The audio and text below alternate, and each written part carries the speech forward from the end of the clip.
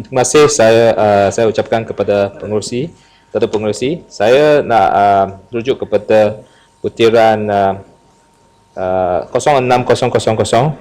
Universiti Awam. Kita tahu bahawa Universiti Awam, bajet untuk Universiti Awam telah dipotong dan pemotongan itu agak drastik, dan saya nampak bahawa kita perlulah menjawab kepada pelajar-pelajar di luar, kerana mereka akan mendapat mereka lah yang akan menerima daripada semua, akan terpaksa tanggung semua pemotongan itu. Jadi saya nak minta Menteri jawab, apakah rasionalnya untuk memotong bajet kepada Universiti Awam, kerana kita tahu bahawa kita perlukan, kalau dalam keadaan negara kita, dalam satu negara kita perlu invest dalam pelajar-pelajar kita supaya mereka boleh menjadi membangunkan negara kita. Dan kita tahu bahawa dan mengikut kajian OECD, satu ringgit pelaburan dalam universiti atau pendidikan tinggi, dia akan eventually membawa pengurangan sebanyak RM6. Jadi it's a no-brainer for us to invest in higher education dengan izin. Jadi saya juga nampak bahawa, baca laporan daripada Perdana Menteri, bahawa Perdana Menteri kata, okey, kalau kita sekarang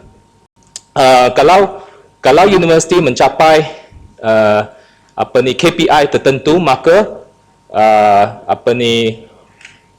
peruntukan akan ditambah untuk universiti tersebut.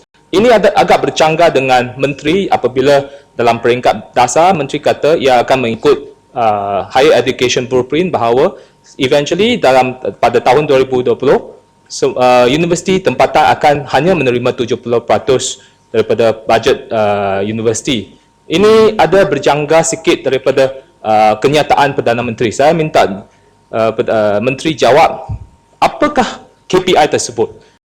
Apakah KPI di mana mereka boleh menerima lebih banyak peruntukan? Apakah KPI yang di mana mereka mungkin akan dipotong?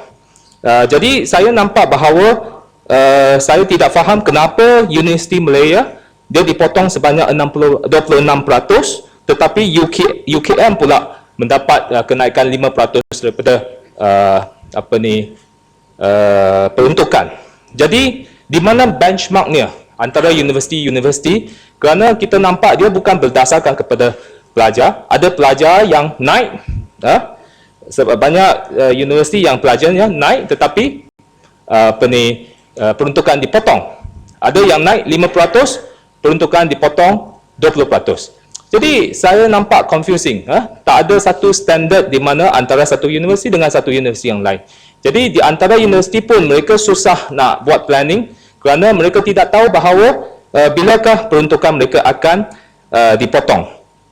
Jadi saya minta penjelasan daripada Menteri, detail-detail KPI yang akan dipotong. Keduanya adalah bagaimana mereka, universiti ada rancangan untuk menampung pemotongan tersebut, kerana pemotongan sebanyak 16% secara keseluruhan itu agak drastik, dan kita tahu bahawa tahun depan dengan adanya GST, dengan harga ringgit yang nilai ringgit, mata wang ringgit yang turun sebanyak 15%, dia akan menambahkan banyak tekanan terhadap perbelanjaan universiti. Dan mungkin kementerian kata boleh adakan lebih banyak research, memasarkan research mereka ke pasaran. Itu bukan senang, kerana bukan satu hari dia boleh buat memasarkan dia punya research atau ciptaan-ciptaan atau pelbagai facilities dengan segera, dan pemotongan itu agak drastik untuk mereka, susah mereka nak menampung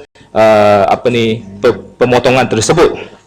Jadi dan saya juga minta universiti Menteri jawab kenapa ada doktor-doktor yang graduan doktor daripada universiti-universiti tempatan tidak boleh berbahasa bahasa Inggeris, sehingga kan doktor-doktor tersebut tidak layak mendapat persijalan housemanship daripada hospital-hospital. Ini adalah sesuatu yang sangat agak memalukan lah, kerana kalau satu bidang profession iaitu kedoktoran. Kita selepas 5 tahun dalam universiti, patutnya mereka boleh bertutur atau boleh menguasai bahasa Inggeris. Tetapi kalau dalam perubatan yang memerlukan bahasa Inggeris dan dengan teks mereka, dengan textbook mereka yang kebanyakan dalam bahasa Inggeris,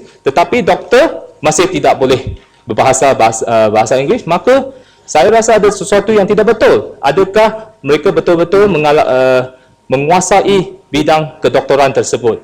Adakah mereka hanya graduate tetapi tidak menguasai bidang tersebut? Sebab kita semua perlu jumpa doktor satu hari. Kalau kita punya kualiti doktor tidak mencapai standard yang tertentu, maka kita mempunyai banyak masalah. Jadi ini adalah beberapa soalan yang saya ingin minta daripada Menteri. Sekian, terima kasih.